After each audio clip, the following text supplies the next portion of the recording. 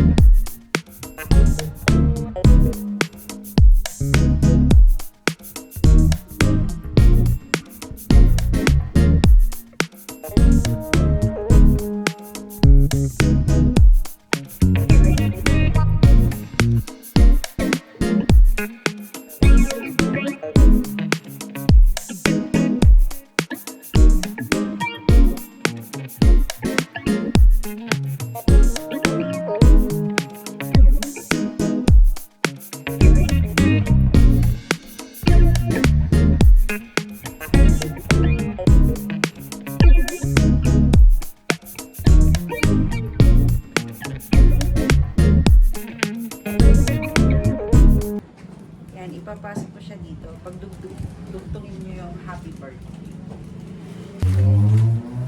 So guys, ito, meron pala siyang tali. So, ilalagay mo siya, itatali mo siya. Ayan, diba? Tsatsagain mo lang talaga siya sa pag tali, guys. Okay?